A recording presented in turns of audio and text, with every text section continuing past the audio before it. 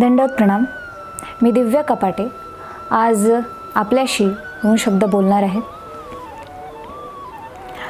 यं ब्रह्म बाळं भुवनस्य नाळं संसारमायामतिमोहजाळं यशो विशालं शिशुपाळकाळं गोविन्दबाळं मनसा स्मरामि.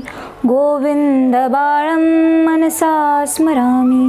श्री गोपाल कृष्ण महाराज की जय. सर्व साधू महंत, साधू संत महंत, भक्तजन, वासनिक बंधू आणि भगिनींनो,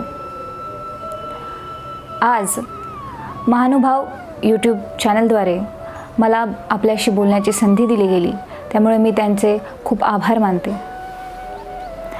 परमपूज्य परमहंत तपस्विनी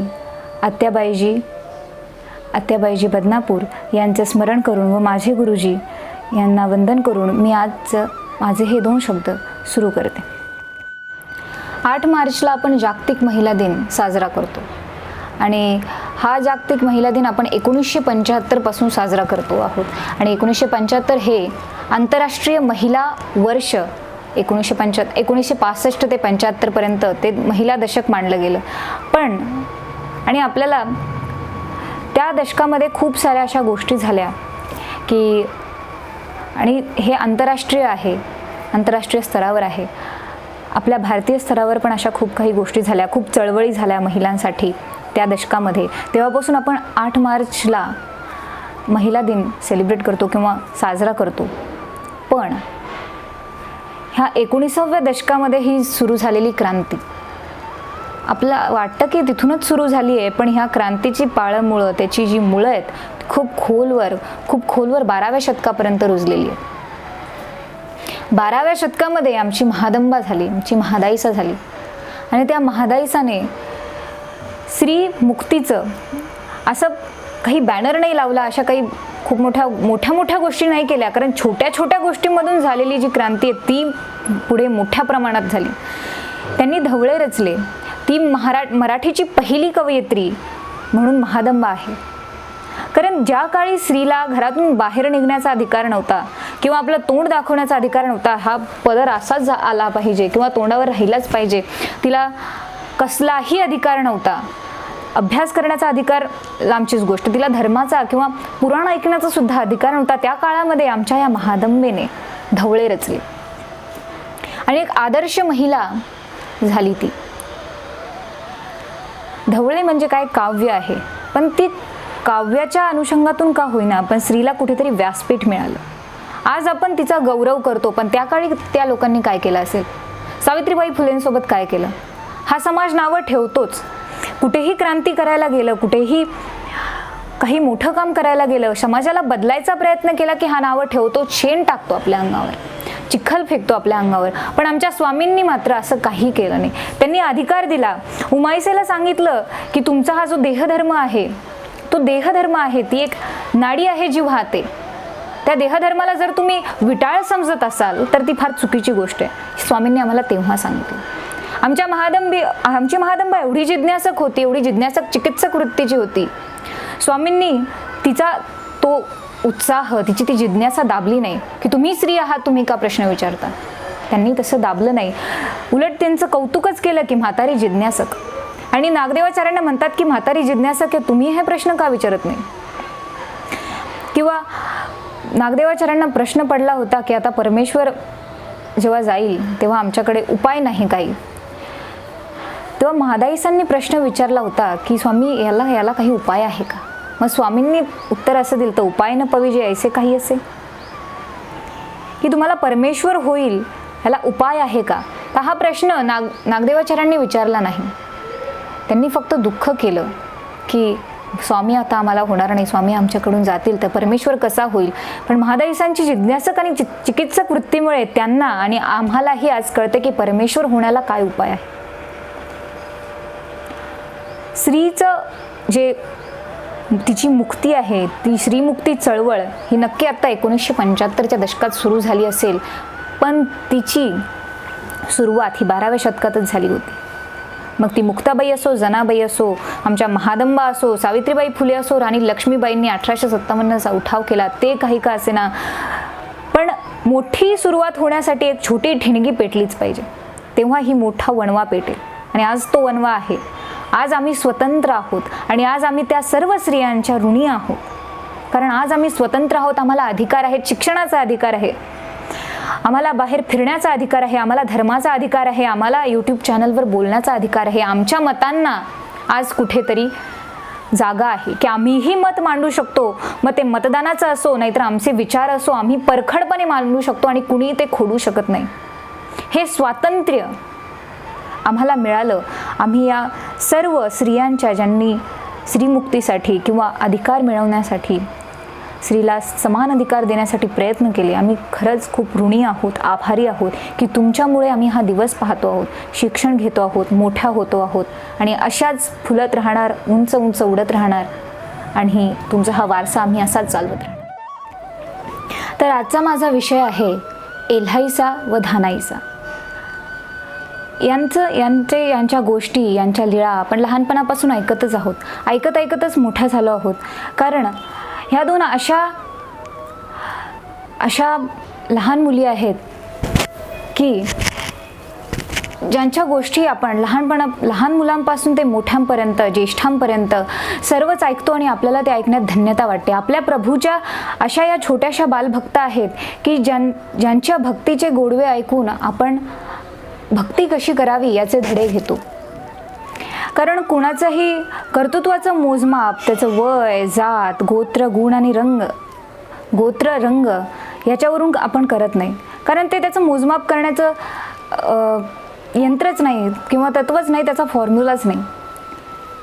छोट्याशा वयामध्ये या लीळाचरित्रासारख्या महान ग्रंथामध्ये त्यांनी स्वतःची जागा अशी सिद्ध केली आहे की ध्रुव ताऱ्यावरून जसं ध्रुवाला कोणी बाहेर काढू शकत नाही, त्याला खेचू शकत नाही, तसं या दोघींनाही यांच्या ह्या स्थानावरून कोणी काढू शकत नाही. त्यांनी स्वतःचं स्थान तिथं सिद्ध करून ठेवलं आहे. फार काही नाही केलं, पण अशा काही त्यांच्या छोट्याच बाललीळांमधून, त्यांच्या त्या गोड बोलण्यामधून त्यांनी स्वतःचं ते अढळ स्थान तिथे निर्माण केलं.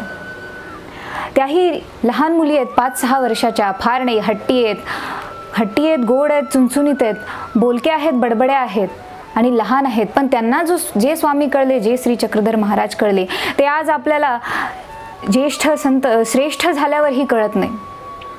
एवढ्या त्या लहान मुली, त्यातली पहिली आपली एल्हाईसा, जालन्याची एल्हाईसा, महादाईसांची भाची, महादाईसांच्या बहीण उमाईसा व तिकव नायक यांची कन्या, छोटीशी 5-6 वर्षाची चुणचुणीत मुलगी.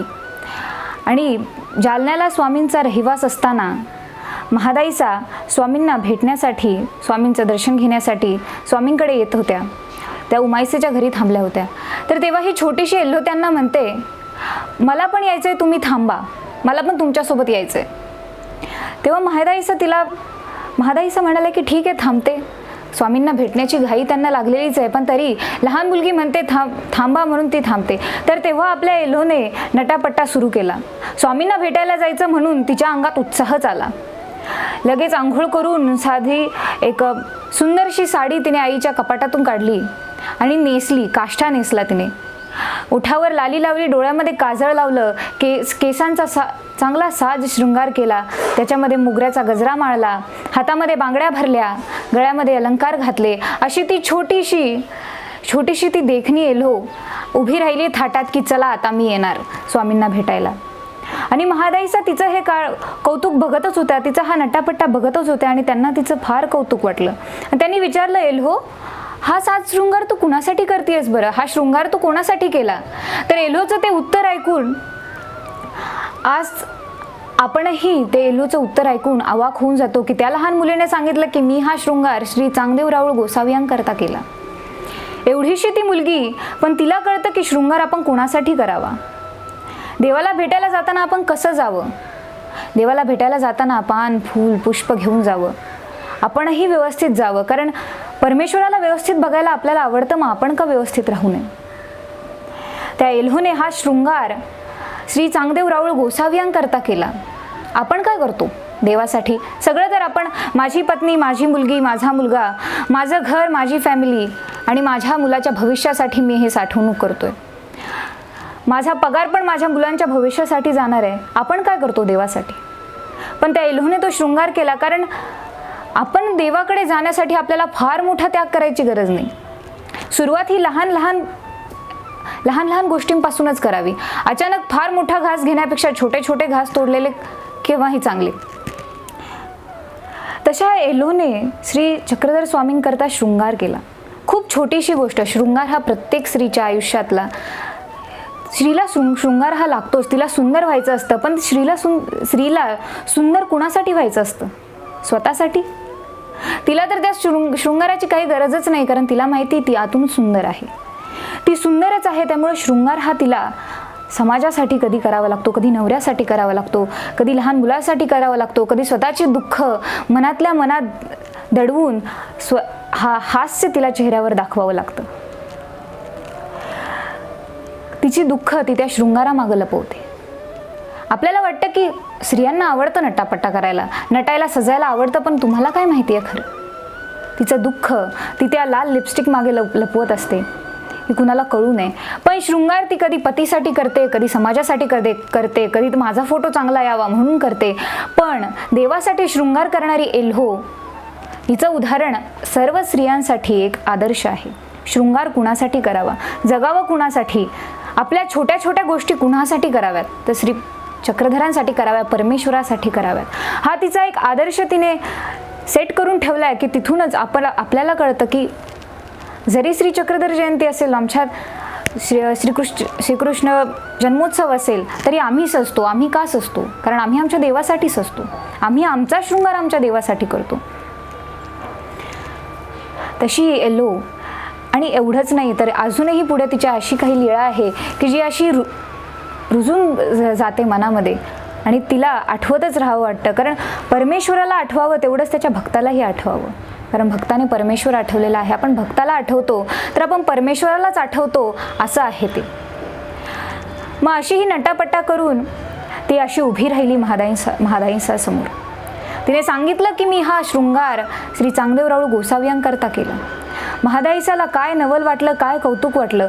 अशी झटकन उचलली, तिला हृदयाला कवटाळली, तिचे पटापट मुके घेतले, लाड केले की माझ्या श्री चक्रधराची ही छोटीशी भक्त म्हणून. कारण स्वामींनी सांगितलंच आहे, देव दुर्लभ का देवाला आठवी तो दुर्लभ. नक्की कोण दुर्लभ? देव तर म्हणतो की या कैवल्यदान घ्या, आम्ही इथेच आहोत, फक्त तुम्ही या.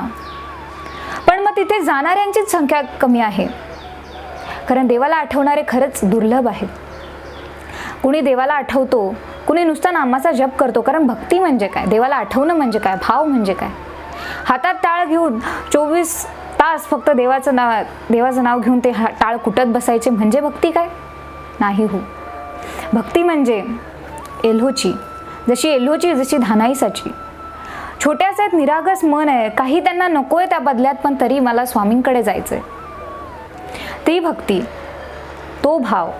भक्ती आणि भाव दोघं कशी जुळी भावंड आहेत. कारण भावाला भक्तीची गरज आहे, भक्तीला भावाची गरज आहे. आपल्याला कुठेतरी दाखवायचंच आहे की माझी भक्ती आहे, मला हा परमेश्वराची भक्ती मला दाखवायची आहे. तशी एल्हो आणि महादाईसांना एवढं कौतुक वाटलं तिचं. तिला उचलून घेतलं, पटापट तिचे मुके घेतले. कारण असा दुर्लभ असा स्वामींचा भक्त, तशी निरागस तिच्या मनाची कोमलता. त्यांना जाणवली की ह्या मुलीच्या मनामध्ये खरंच माझ्या स्वामींसाठी अपार आदर आहे, अपार भक्ती आहे. आणि तशाच त्या तिला घेऊन आल्या स्वामींकडे मठामध्ये. तर तिथे स्वामी भक्तजनांसह मठाच्या वरती गेले होते आणि महादाईसा मागे राहिला, साहजिकच मागून आल्या होत्या. आणि त्यांच्यासोबत ही एल्हो होती. तर तिने पाहिलं की स्वामी वरती मठावर चालले, तर तिने पण हट्ट केला की मलाही जायचंय. कारण आता शृंगारच तिने स्वामींसाठी केलं, तर मग स्वामी दिसल्यावर तर ती पटकन पळतच जाणार. पण स्वामी वरती चालले होते, मठावर चालले होते. आणि ही खालून म्हणते मला पण यायचं आहे, म्हणून अशी वरती स्वामींकडे बघते की मलाही वरती घ्या, मलाही वरती घ्या. स्वामींनी तिच्या डोळ्यातला तो भाव ओळखला, तिच्या मनातली आर्त ओळखली आणि स्वतःचा फुटा खाली टाकला. फक्त एक कोपराच खाली टाकला, त्याचे 2-4 दोरे तिच्या बोटाला लागताच की ती पटकन वरती आली. महादाईसांना आश्चर्य वाटलं की कशी काय वरती आली, कारण तिने पकडलंही नाही, कारण त्या सोबतच होत्या. त्यांनी पाहिलं की तिने पकडलाही नाही फुटा, तरी ती पटकन वरती आली. आणि स्वतः एल्होला पण आश्चर्य वाटलं. ती पण स्वामींना म्हणते की जी मी तर धरते न धरते तोच वरती कशी काय आले. स्वामी एल्हाईसाला निमित्त करून महादाईसांना म्हणतात की बाई आरती करून येथेची दशीची धरली पुरे. म्हणजे तुमच्या मनात आर्त असू द्या, मग इथलं तुम्ही फक्त दशी म्हणजे दोरा, नाव दोरा म्हणजे एक उदाहरण दिलं आहे, इथलं नाव घ्या, आठवण करा, तेवढंच पुरे. आम्ही तुम्हाला तसेच काढून घेऊ. तुम्हाला फार काही करायची गरज नाही, तुम्हाला जपमाळ घेऊन बसायची गरज नाही, किंवा ते तर पुढचं आहे, ते तुमच्या मनात आहे. तुमची भक्ती तुम्ही कशी प्रकट करता हे तुमच्यावर आहे. किंवा सदा न कदा एका जागेवर बसून ध्यान करायची गरज नाही. फक्त आर्त करा की परमेश्वर माझा आहे आणि मला परमेश्वर हवा आहे. जसं निळभट्ट भांडारेकरांना स्वामींची पूजा करायची होती, त्यांच्या मनात आर्त होती, एवढे श्रीमंत होते ते, पण स्वामींच्या मागे मागे तसेच निघाले. काहीही घेतलं नाही त्यांनी. एवढा मोठा वाडा, एवढं मोठं पद, एवढा सोनं नाणं, गाई, सगळ्या घरामध्ये त्यांचं एवढं संपन्नता होती, एवढी संपत्ती होती, तरी काही घेतलं नाही. स्वामींच्या मागे तसेच निघाले. आणि नंतर ना त्यांना असं वाटू लागलं की आपण काहीतरी घ्यायला हवं होतं, म्हणजे आता स्वामींची मला पूजा करता आली असती. भाव तर त्यांच्या मनात आहेच, आर्त तर त्यांच्या मनात आहेच, पण ती रुखरुख त्यांच्या मनात होती की मला स्वामींची पूजा करता येत नाही. आणि ही स्वामींनी जाणली. आणि धानाईसा ती राणी धानाईसा कर्वे, त्यांनी पूजा करून घेतली. निळभट्ट भांडारेकरांची इच्छा पूर्ण केली. तुम्हाला काय गरज आहे? फक्त आर्त मनामध्ये इच्छा असू द्या की मला परमेश्वर हवा आहे, मी जे करतो आहे ते परमेश्वरासाठी करतोय, की मला परमेश्वरानेच हा दाखवला आहे रस्ता, तर मला तोच घेऊन जाईल. आणि जेव्हा तुम्ही सगळा भार त्याच्या अंगावर टाकून देता की तेव्हा तो पण माझी जबाबदारी म्हणून करतोच. कारण परमेश्वराला पण भक्तांची गरजच आहे. जर भक्तच नसतील तर ती देव्हाऱ्यातली मूर्ती तरी काय कामाची? मंदिर बांधलंय, मूर्ती आहे, पण भक्तच येत नाही. त्या मूर्तीचा उपयोग काय? नुसता देव आहे पण त्याच्याकडे भक्त नाही. म्हणून भक्ताची गरज आहे देवाला. म्हणून तर तो 12 वर्षे वनवन फिरला त्या सालबर्डीच्या डोंगरामध्ये. भक्तांना एवढा मोठा जगाचा राजा, जगनियंता, माझा परमेश्वर, पण बिना चपलीचा फिरला. काय गरज होती? भक्त आणि आर्ता ते परमेश्वर वाडोवाडी गिवसिती. वाड्यावाड्यामध्ये जाऊन, गावागावामध्ये जाऊन आर्त शोधली, भक्त शोधले. हा परमेश्वर असा आहे की ज्याला तुमच्या मनातली तळमळ, तुमच्या मनातली आर्त फक्त ऐकू जरी आली तरी तो तुमच्या सगळ्या इच्छा पूर्ण करून टाकेल. पण ती आर्त ही भगवंतासाठी असायला हवी. की मी 75 उपहार करतो पण मी माझ्या फॅमिलीसाठी करतो, मला यश मिळावं म्हणून करतो, मला चांगले मार्क मिळावे म्हणून करतो, मला चांगलं मिळावं, मला मला मला मला परमेश्वरासाठी काय करतो? हेतू तर आहेच. म्हणून लहान मुलांची मनं ही निरागस कोमळ असतात. त्यांना कसलाही हेतू नसतो, त्यांच्या मनात कसल्याही भावना नसतात की मला हवंच, मला हे पाहिजे म्हणून मी देवाकडे जाणार, म्हणून मी शृंगार करणार, किंवा मी देवाला विडा वाहणार कारण मला ही भावली हवी, मी देवाचं नाव घेणार कारण मला छोटा भीमचं खेळणं हवं. असं त्यांच्या मनात काहीच नसतं. निरागसता असते. आणि तीच निरागसता जेव्हा स्वामींना आणि त्याच्यामध्ये जेव्हा आर्त आणि भक्तीचं बीज रोवलं जातं तेव्हा तो जो वृक्ष होतो आणि त्या वृक्षाची जी फळं आहेत त्याच्यावर आपण आजही पोचले जातोय. त्या निरागस मनामध्ये ती आर्ताची फक्त एक बीज लावली गेली तर त्याचा एवढा मोठा वृक्ष झाला की आपण आज त्या एल्हाईसाच्या, त्या धानाईसाच्या ह्या गोष्टीवर भाषण करतोय, प्रवचन करतोय, त्यांची गुणगान गातोय तरी आपण कमीच पडतोय. कारण ती त्यांची आर्त ही खरी होती, मनातून होती. ती निरागसता ती श्री चक्रधरांना भावली आणि म्हणून त्यांनी तिला पटकन वरती उचलून घेतलं. स्वामींनी सांगितलं होतं की हे जीव असे खाली पाहतात, जेव्हा हे आमच्याकडे असे वरती पाहतील तेव्हा आम्ही त्यांना असेच काढून घेऊ. तसं स्वामींनी तिला तसंच उचलून घेतलं आणि एक वचन सांगितलं तिला निमित्त करून की तुम्ही फक्त आर्त करा, मनामध्ये इच्छा करा की मला परमेश्वर हवा आहे, इच्छा करा की मला आज सेवना करायची आहे, तुम्हाला असाच वेळ मिळून जाईल, मला परमेश्वराचं ध्यान करायला वेळ नाही.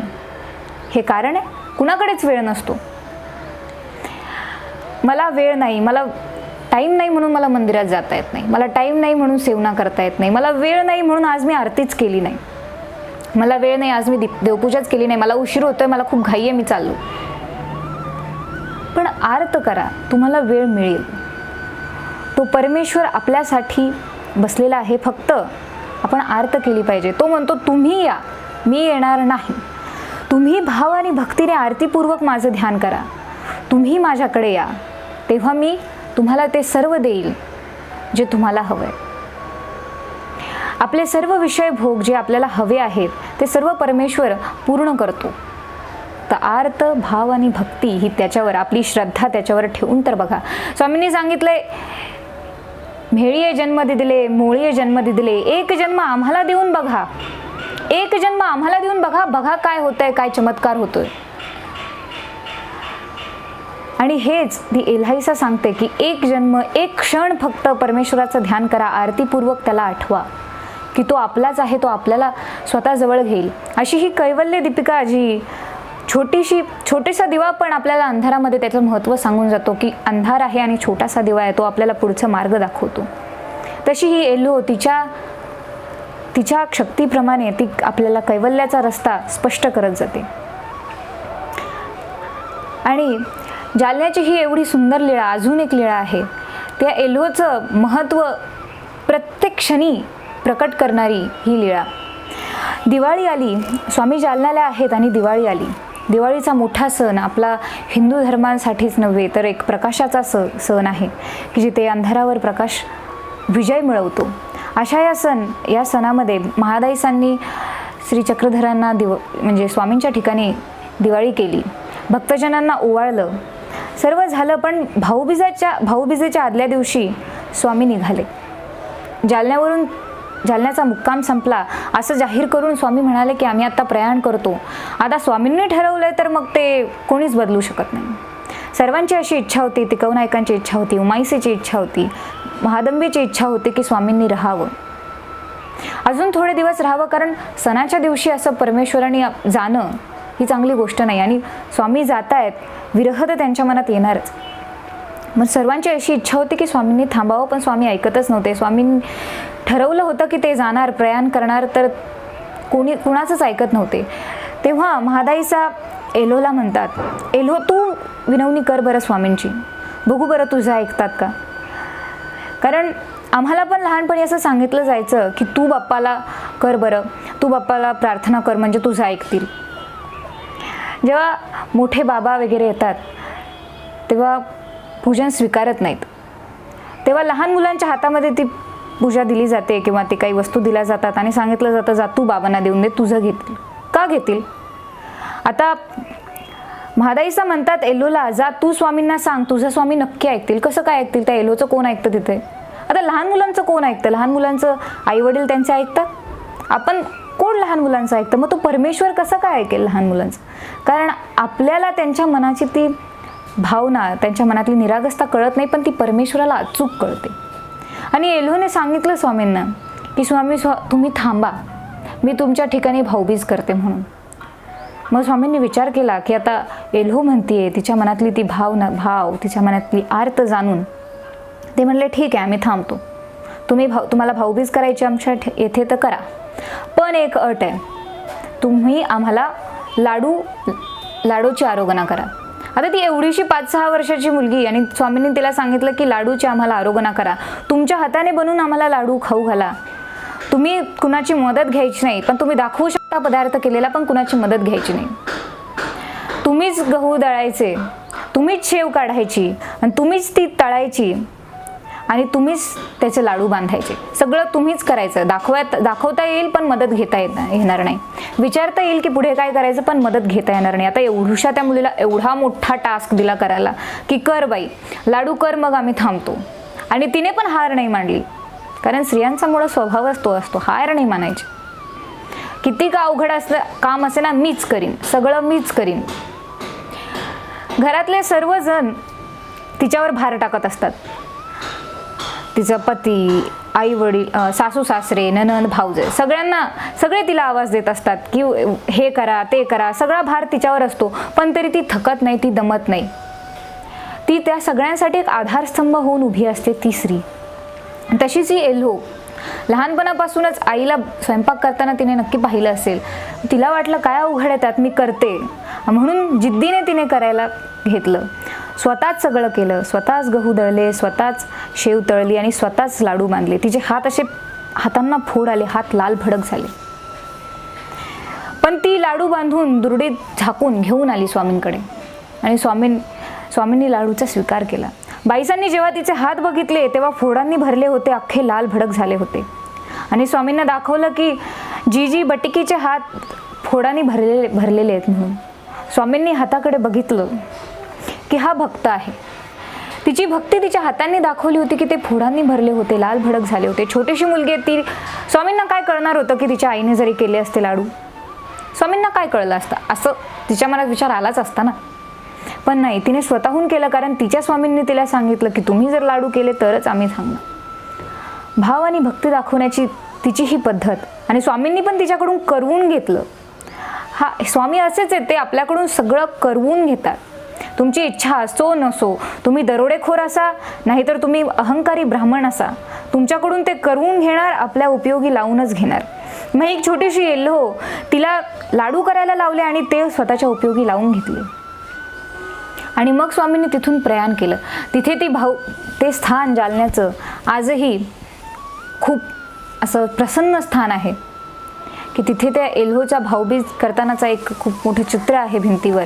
आणि ते आपल्याला तिच्या त्या निरागसपणाची साक्ष अजूनही घालून देतं की कुणाचं ऐकलं नाही स्वामींनी, पण तिचं ऐकलं. तेव्हापासूनच बहुतेक असा प्रथा पडली असावी की कुणी नाही ऐकलं तर मग लहान मुलांना पाठवायचं की जा तुझं ऐकतील, बाप्पाला प्रार्थना कर, बाप्पा तुझं ऐकेल. कारण आपण फार स्वार्थी होत ना. आपल्याला माहिती आहे की परमेश्वर आपला ऐकणारच नाही, कारण आपल्या मनामध्ये किती स्वार्थ आहे, किती तो काळा अंधार आहे, तो आपल्याला माहिती आहे. मग ज्याच्या मनामध्ये नाही आहे त्याचा आपण चांगला उपयोग करून घेतो की जा बरं तू सांग, म्हणजे तुझं ऐकतील. लहान मुलांच्या मनामध्ये काहीही नसतं. त्यांचं मन स्वच्छ आणि निर्मळ असतं. हेतूक क्रिया करण्याची त्यांच्याकडे वृत्तीच नसते. पण आपण त्यांना ती लहानपणापासून सवय लावतो. आपण काय सवय लावतो की 10वी मध्ये चांगले मार्क मिळव, मग मी तुला मोबाईल घेऊन देईल. जा हे काम कर, मी तुला चॉकलेट देईल. किंवा तू पहिला नंबर मिळव, तुला सायकल घेऊन देईल. लहानपणापासूनच त्यांना अशी सवय लावलेली जाते की तू हे कर म्हणजे तुला हे मिळेल, हे कर ते मिळेल. मग प्रत्येक क्रिया ते लहान मुलं हेतूकच का नाही करणार? जर लहानपणापासूनच त्यांना अशी आमिष दाखवत गेलो की हे कर तुला मी बक्षीस देईल. हे बक्षीस म्हणजे काय? लाचच देतोय. लाच देतोय आपण त्यांना की तू हे काम कर, तुला बक्षीस दे. मग अशीच जर त्यांना सवय लागत गेली तर एक सुजाण नागरिक कसा बरं घडेल लहान मुलांमध्ये? त्यांचं निर्हेतुक मन आहे आणि ते तसंच राहावं. आपल्यासारखं मलिन नाहीये. पण आपण त्यांना त्या हेतुक क्रिया करायला भागच पाडतो. जा तुझंच ऐकतील स्वामी, तूच करते. अशी ही एल्हो लीळाचरित्रामध्ये स्वतःचं अढळ स्थान निर्माण करून जाते आणि एक धडा देऊन जाते की निरागसता, निर्मळ मन आणि कोमलता. स्वामींना फक्त ह्या गोष्टी हव्या आहेत.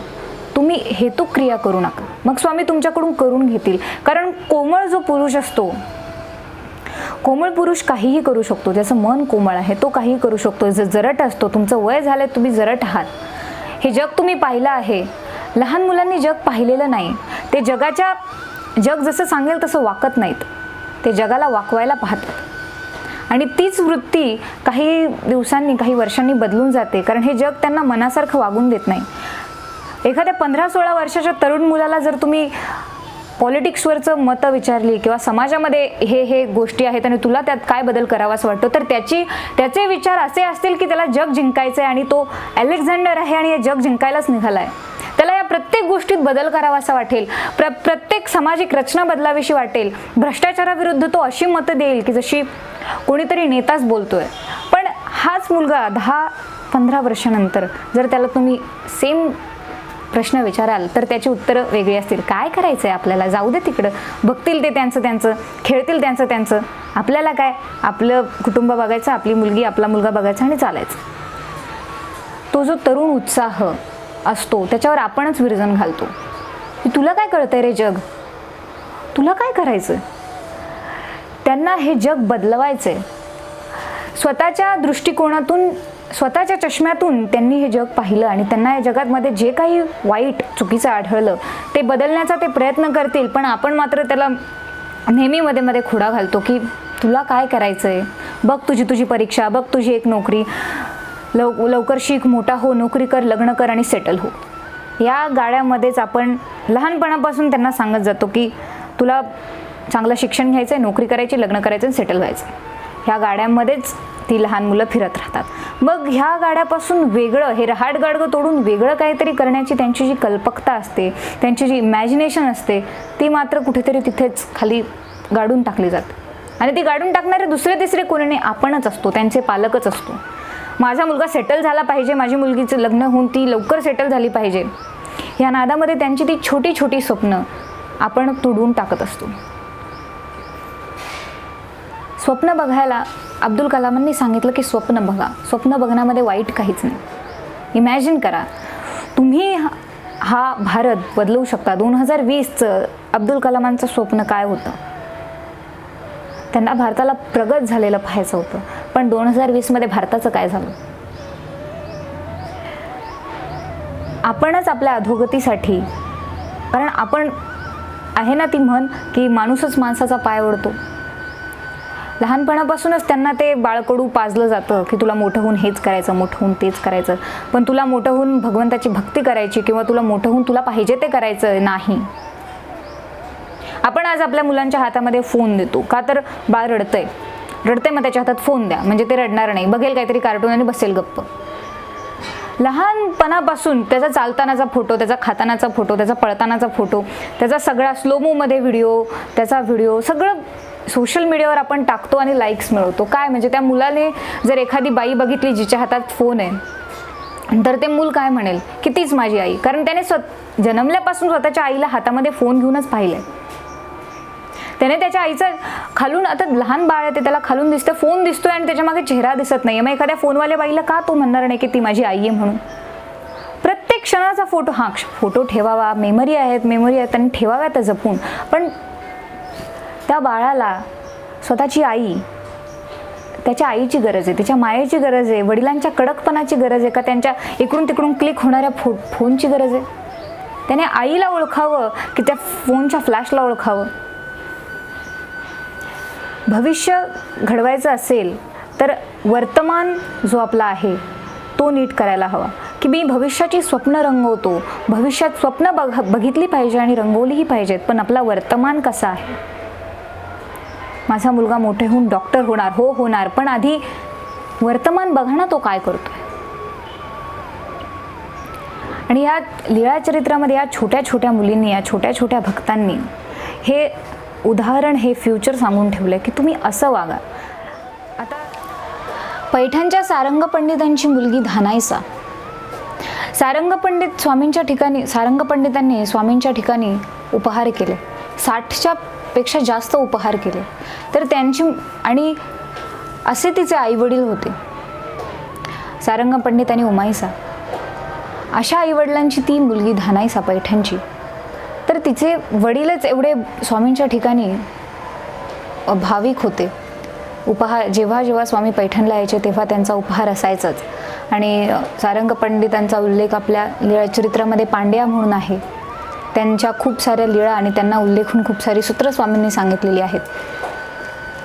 तर अशा सारंग पंडितांची ती मुलगी धानाईसा, ती पण अशीच गोड, चुणचुणीत, बोबडी, बडबडी आणि छान मुलगी आणि हट्टी मुळात.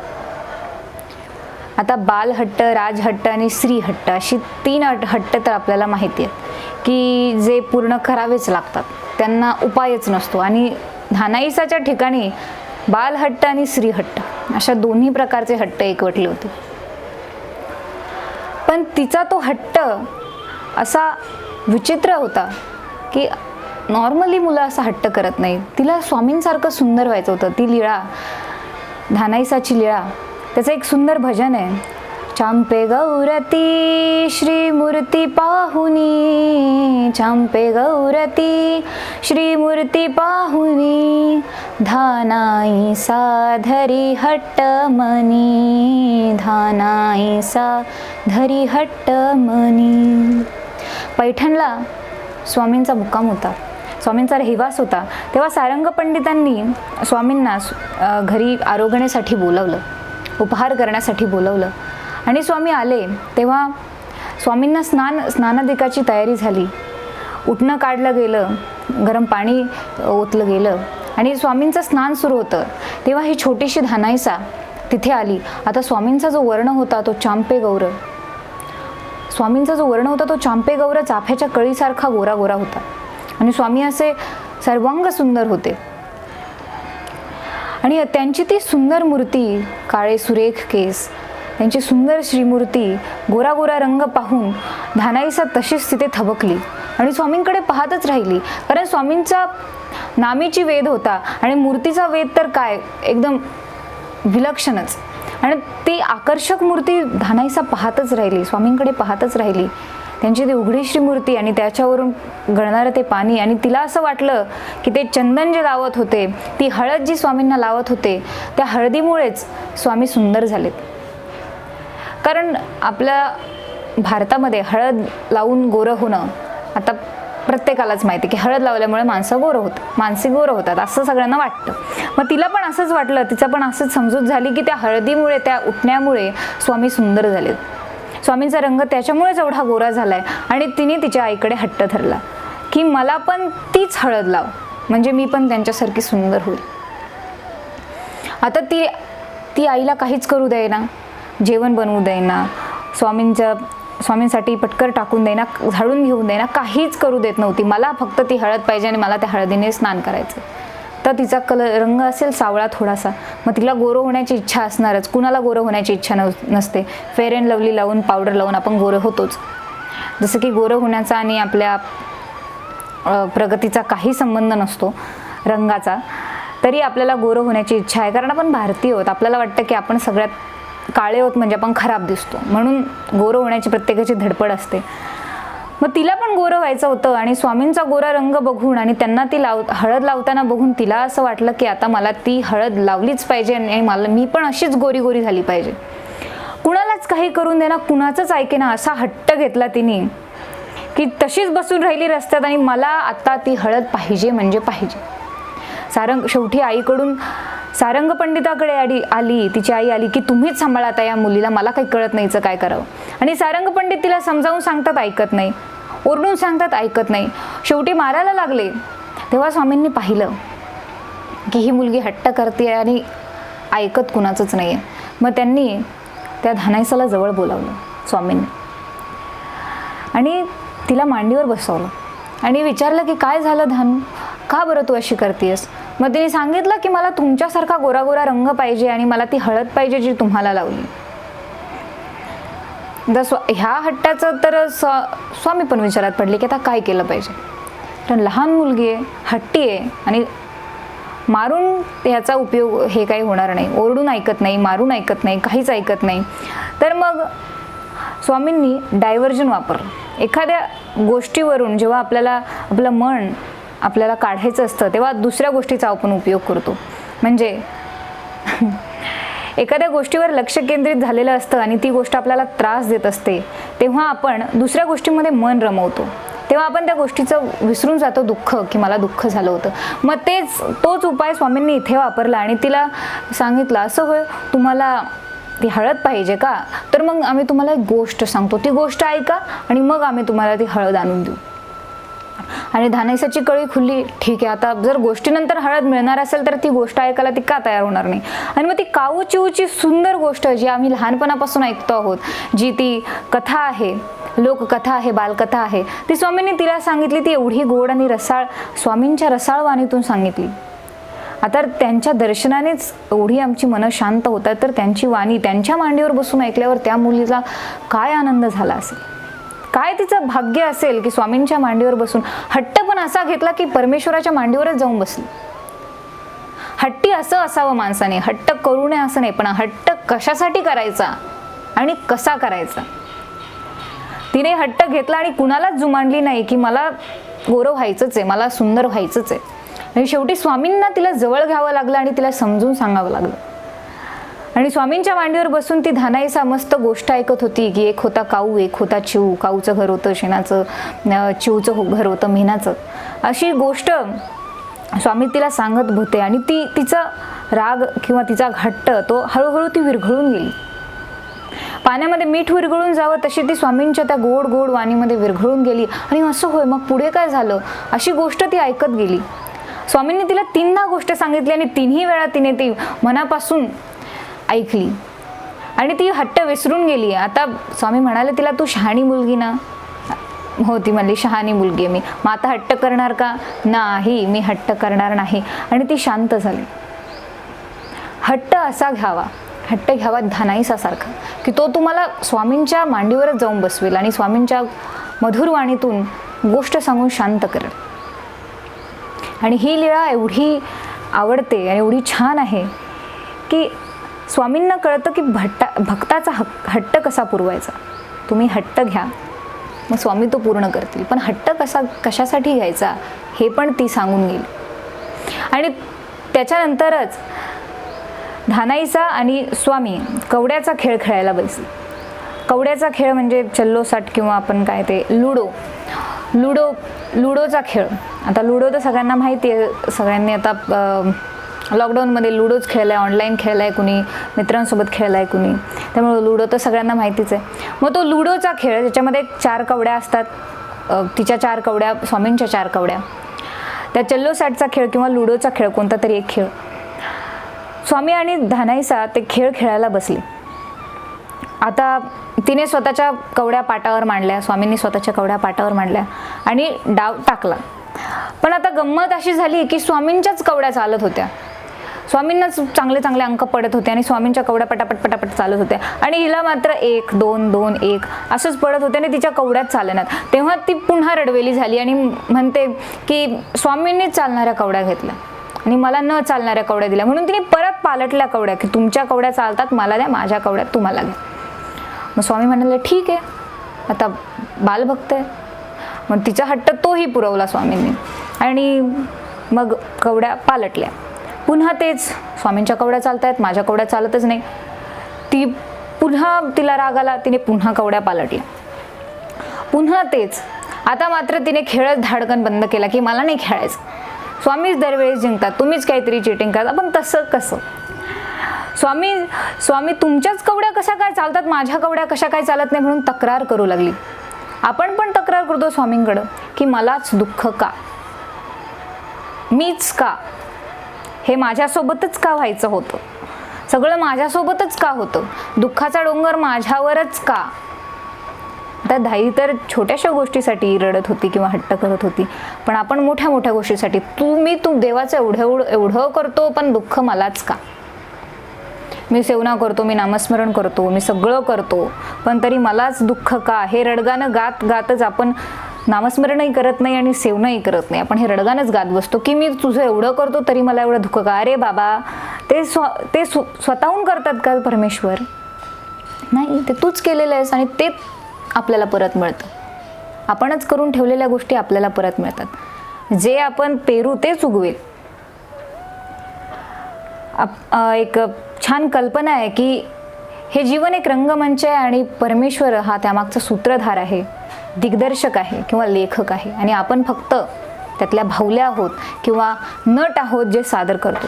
पण हे जीवन जर एक नाटक असेल, एक रंगमंचावर चालणारा खेळ असेल, तर त्याची जी स्क्रिप्ट आहे ती कुणाच्या तरी हातात आहे आणि त्या स्क्रिप्टमध्ये सगळं लिहिलं आहे की पात्राची जी कथा आहे ती कशी बदलणार आहे किंवा पात्रांचे निर्णय हे तो नट स्वतः घेत नाही तर तो लेखक घेतो.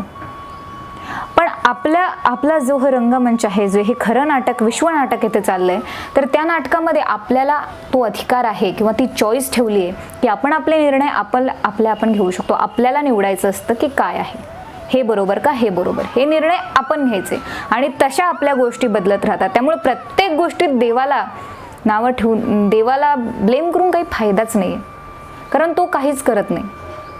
तो सांगतो की तू चॉईस केली आहे ना, तर मग हे तुझं आहे. तो फक्त आपल्याला मार्गदर्शन मिळत राहतं. आपल्याला प्रत्येक गोष्ट माहीत असते की चांगली काय वाईट काय, पण आपणच जर वाईट गोष्ट निवडली तर आणि त्याचे परिणाम मग चांगले होतील अशी अपेक्षा कसं काय करू शकतो आपण. किंवा काही लोक असतात जे म्हणतात की देवाने आमच्यासोबतच वाईट केलं, आम्हीच का, आमचंच नशीब एवढं खराब का. तर नशीब हे तुमच्या कुणाचं एकाचं नाहीच आहे. जे तुम्ही केलंय ते तुम्ही आत्ता भोगत आहात आणि जे आत्ता करणार आहात जे मागं केलं ते आत्ता भोगतात, पण जे आत्ता करायचे त्याच्यावर तुम्ही लक्ष केंद्रित करा. मागची फळं तर तुम्ही आत्ता भोगताच आहात, पण आत्ता जे जर चुकीचं कराल तर सगळं पुढेही चुकीचं होऊन जाईल आणि पुढेही तुम्हाला अशीच दुःख येतील. त्यामुळे आत्ता व्यवस्थित कर्म करा. श्रीकृष्ण महाराजांनी पण तर हेच सांगितलं, कर्म करा, फळाची चिंता करू नका, दुःख येतील ह्याची चिंता करू नका, फक्त करत राहा. किंवा मला दुःख येते आता मी काय करू, पण आपल्याला सत्सद विवेक बुद्धी आहे आणि आपल्याला चांगलं वाईट निवडता येतं. तीच गोष्ट आपल्याला पशूंपासून माणूस बनवते आणि त्याच बुद्धीचा वापर करून चांगलं काय वाईट काय यातला फरक तुम्हाला कळतो आणि तसे निर्णय घेऊन आपण आपलं भविष्य वर्तमान बदलू शकतो. कारण पास्ट आपण बदलू शकत नाही. टाईम मशीन बनवली तरी, कारण आपल्याला माहीत असतं की काही ज्या गोष्टी होत आहेत त्याला काहीतरी अर्थ आहे, काहीतरी कारणासाठी त्या होत आहेत. म्हणून कोणीही जरी पास्टमध्ये जाऊन स्वतःचं बदलायचा प्रयत्न करणार नाही. कारण काही चांगल्या, काही आंबट, काही गोड, काही तुरट, काही तिखट गोष्टी आपल्यासोबत होतच राहतात. प्रत्येक गोष्टीमध्ये मीच का, किंवा कारण तू एकटा नाही आहेस बाळा. या जगामध्ये खूप खूप लोक आहेत की ज्यांना आपल्यापेक्षा खूप सारी दुःख आहेत. ती एक छोटीशी गोष्ट आहे की एका राजवाड्यामध्ये, एका मोठ्या हवेलीमध्ये एक बाई सज्जामध्ये बसलेली असते, गॅलरीत बसलेली असते आणि खाली काम चाललेलं असतं रस्त्यावर. तर ती एक कामगार बाई आणि तिचा नवरा आणि तिची मुलं मस्तपैकी जेवण करत असतात, हसत खेळत गोष्टी सांगत असतात. त्यांच्या चेहऱ्यावरचा तो आनंद बघून ह्या बाईला वाईट वाटतं, कारण हिचा नवरा एक खूप मोठ्या कंपनीचा मालक असतो आणि त्यामुळं त्या बाईसाठी तिच्या नवऱ्याकडे वेळ नसतो. तो तिला वेळ देऊ शकत नाही कारण तो बिझी असतो, त्याचं शेड्यूल बिझी असतं आणि त्यामुळं त्या परिवाराच्या चेहऱ्यावरचा तो आनंद बघून तिला त्यांचा हेवा वाटतो आणि ती इच्छा करते की मला पुढच्या जन्मी एका कामगाराची बायको कर, म्हणजे मी पण एवढी आनंदी राहील अशी देवाकडे इच्छा करते. आणि पुढच्याच जन्मी तिला त्या कामगाराच्या म्हणजे गरीब घराच्या एका बाईचा जन्म मिळतो किंवा ती कामगाराची बाई होते. आणि तेव्हा ती कामगाराची बाई त्या हवेलीमध्ये बसलेल्या, बंगल्यात बसलेल्या बाईकडे बघून विचार करते की मलाच एवढं दुःख का, दिवसभर एवढं राबून सुद्धा 4 चपात्या मला व्यवस्थित मिळत नाही, माझ्या मुलांना नीट कपडे घालायला नाही, शिक्षण तर लांबचीच गोष्ट, माझा नवरा फाटके तुटके कपडे वापरतो, दिवसभर कबाड कष्ट करतो, घाम गाळतो, पण तरी आम्हाला व्यवस्थित पैसे मिळत नाही, व्यवस्थित घर नाही, काही नाही, आमचं घर पावसात गळतं, उन्हामध्ये गरम होतं. आणि असा विचार ती त्या बंगल्यातल्या बाईकडे बघून करत असते आणि असा विचार करते मनात की मला पुढच्या जन्मी तिचा जन्म मिळू दे. आणि दोघींचे असे अदलाबदल होऊन जाते. तेव्हा ही कामगार झालेली बाई पुन्हा देवाला म्हणते की मला एवढं दुःख का. काय अजब न्याय की आपण फक्त म्हणू शकतो की किती आनंद आहे ते साधं काम करण्यामध्ये, साधं राहण्यामध्ये, पण आपण तसं वागू शकत नाही. म्हणणं वेगळी गोष्ट आहे, वागू शकत नाही. आपल्याकडे जी गोष्ट नाही ती आपल्याला हवीच वाटते, कारण जी गोष्ट आहे ती कशाला मागू आपण देवाकडे. त्यामुळे आपल्याला दुःख आहे तर सुख हवंसं वाटतं. प्रत्येकाच्या दुःखाची डेफिनेशन वेगळी असते, सुखाची डेफिनेशन वेगळी असते. सुखामध्ये आपल्याला देव आठवत नाही, कारण हे माझ्यामुळं झालं, मला हे यश मिळालं माझ्यामुळं मिळालं, पण मला दुःख हे देवामुळं मिळालं. आपण असा एक सेट केला आहे फॉर्म्युला की मला दुःख हे देवामुळे मिळतं आणि सुख हे मी माझ्या कर्मामुळे मिळवतो. मग हीच काहीची अवस्था तिची झाली होती, पण धानाई छोटी होती, तिला या मोठ्या मोठ्या गोष्टी तेव्हा कळत नव्हत्या, पण तिला फक्त एवढं कळत होतं की माझ्या कवड्या चालत नाही, स्वामींच्या कवड्या चालतात. तिने हटकन खेळ बंद करून दिला आणि स्वामी तिच्याकडे हसत बघत राहिले. हीच धानाई आणि तिची आई उमाईसा सारंग पंडितांच्या मृत्यूनंतरनं नागदेव भट्टांकडे, भट्टोबासांकडे अनुसरल्या. आता सारंग पंडितांच्या सगळ्यांना माहिती आहे की सारंग पंडितांचे विचार स्त्रियांविषयी कसे होते. स्वामींनी सारंग पंडितांना उद्देशून एक सूत्रही सांगितलंय की तुमचा तो जीव आणि यांच्या काही जीवली आहे, म्हणून बहुतेक सारंग पंडितांच्या मृत्यूनंतरच त्यांनी अनुसरण घेतलं. खूप भाविक आणि भक्त असलेल्या अशा वडिलांची ही मुलगी, आणि पुढे भट्टोबास तिला उद्देशून उद्गार काढतात की तू तुझ्या आईची कूस धन्य केली, कारण तिला लहानपणापासून ते बाळकडू मिळालंय भक्तीचं आणि भावाचं. तिच्या आईवडिलांनी तिच्यावर ते संस्कार केले. मग भले वडील गेले तरी आईने ती परंपरा चालू ठेवली आणि दोघी अनुसरल्या. तेच बीज तुम्ही लावा, त्याचा वृक्ष होईल आणि त्या वृक्षाच्या फळांवर पुढच्या पिढ्यानपिढ्या जगतील. धन्यवाद.